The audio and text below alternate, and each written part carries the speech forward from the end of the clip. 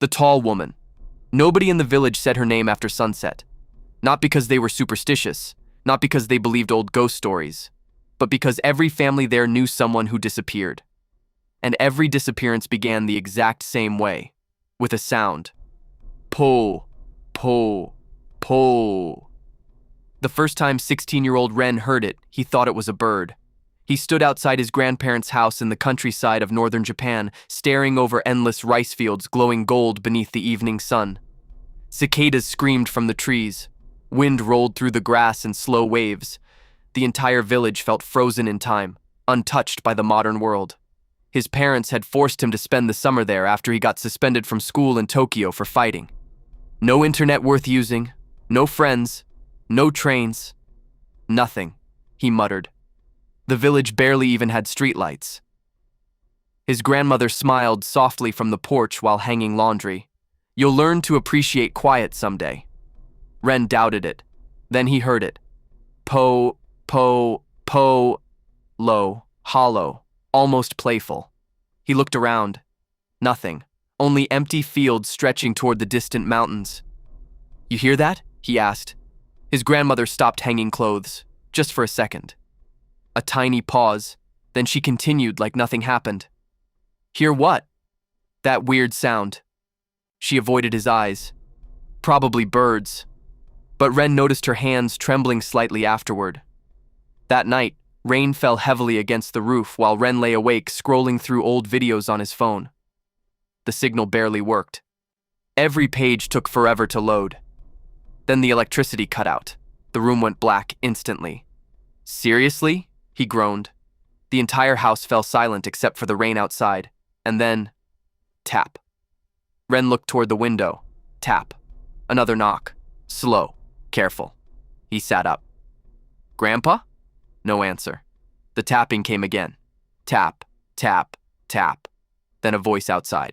Po, po, po. Ren froze. The sound was closer now, right outside the glass. He slowly pulled back the curtain. Nothing. Only darkness and rainwater sliding down the window. Then lightning flashed across the fields. For a split second, he saw someone standing near the road. Tall, far too tall, wearing white. The lightning vanished. So did the figure. Ren stared into the darkness, heart pounding. What the hell? A sudden knock exploded downstairs. Bang! His grandfather shouted immediately. Don't open the door!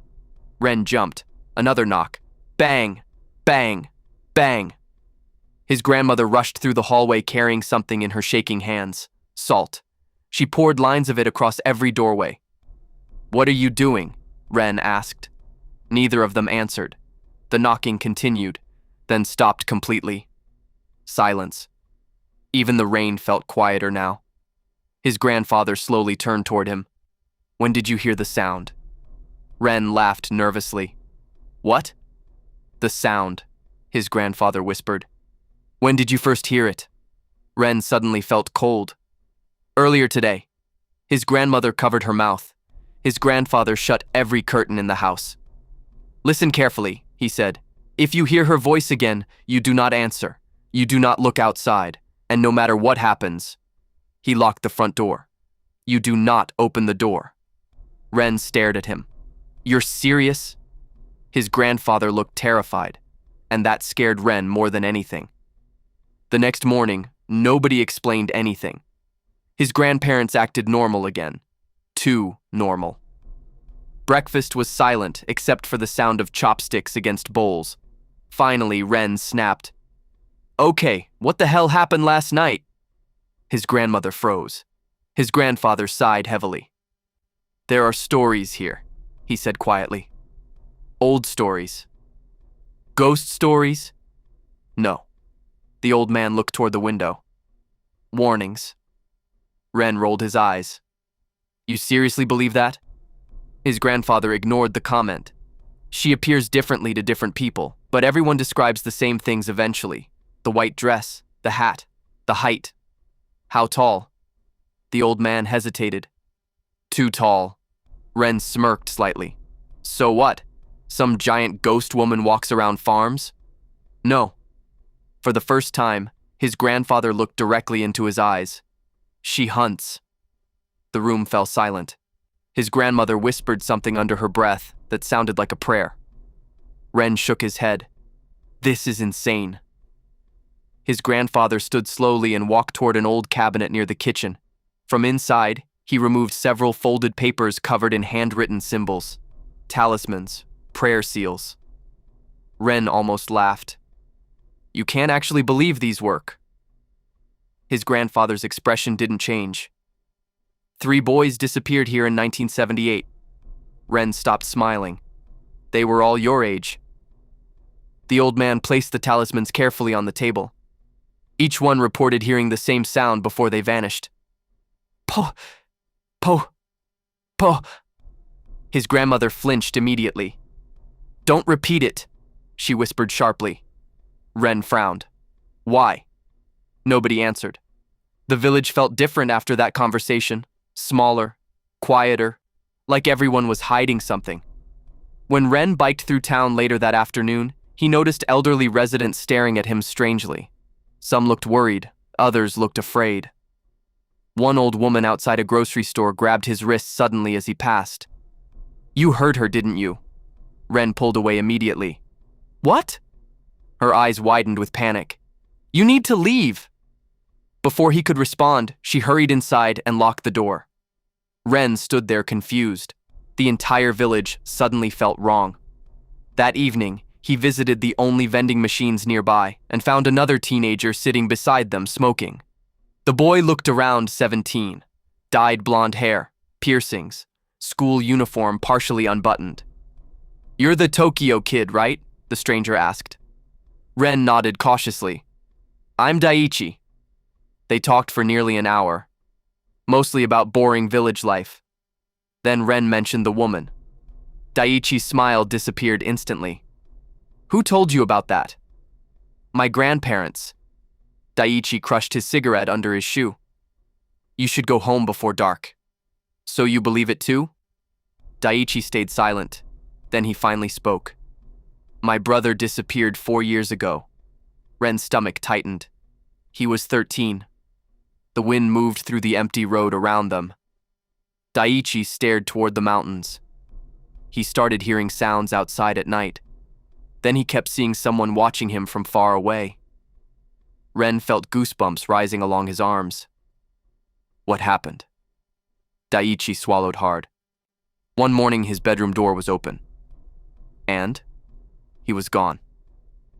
Ren waited. Daiichi's voice became quieter.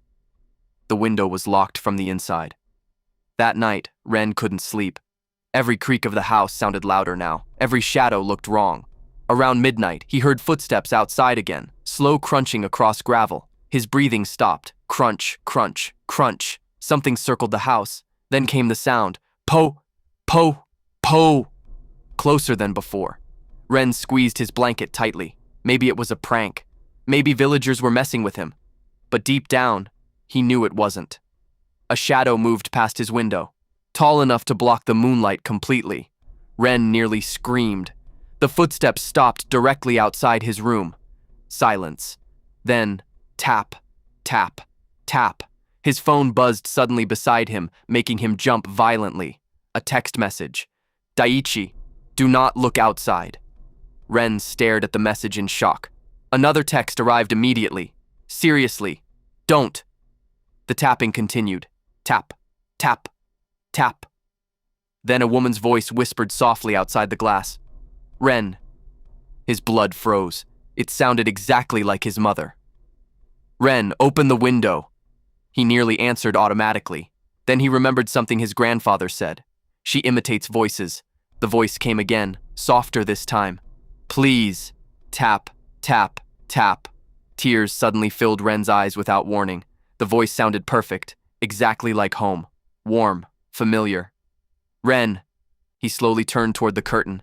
Every instinct told him to look, just one glance. Then the voice changed. Not suddenly. Slowly. Stretching unnaturally deeper with every syllable. Ren. The tapping became harder. Bang. Bang. Bang. The window shook violently. His grandfather burst into the room immediately, throwing salt across the walls while chanting prayers. The banging stopped instantly. Silence returned.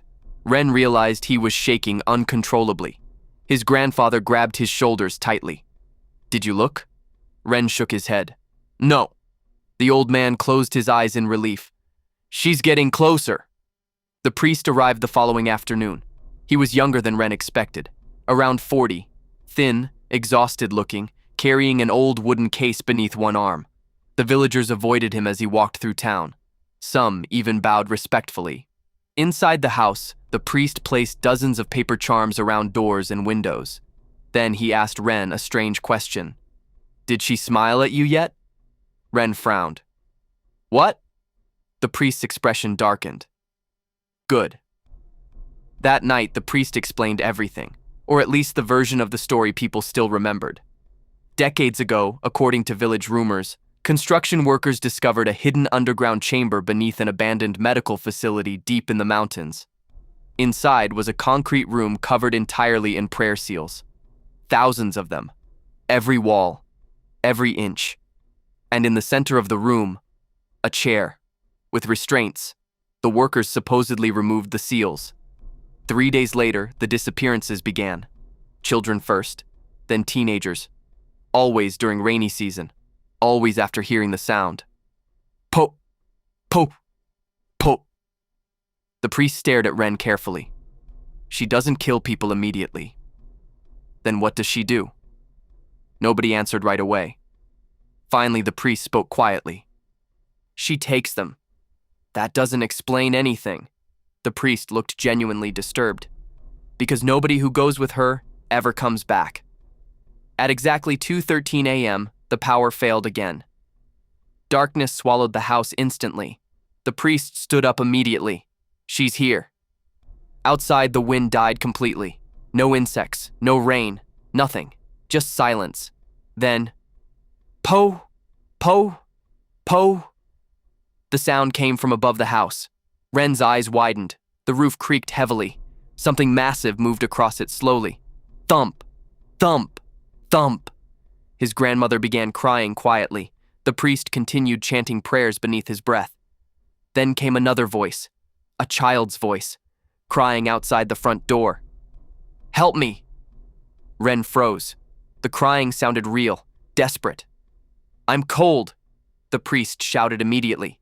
"Do not move!" The crying became louder. "Please!" Then scratching sounds dragged slowly across the front door. Long nails, scraping wood. The voice changed again. Now it sounded like Daiichi. "Ren, open up!" Then his mother, then his grandfather, then dozens of voices at once, all speaking over each other, all begging to be let inside. Ren covered his ears in horror. The entire house shook violently. Bang, bang, bang! The front door bent inward slightly. The priest shouted louder prayers. Paper seals on the walls fluttered wildly despite the still air. Then everything stopped. Complete silence. The priest slowly looked upward and whispered, "She's inside." Ren's blood turned to ice. A shadow stretched slowly across the hallway wall behind them. Too tall. Its head nearly touched the ceiling. The smell hit next. Wet soil.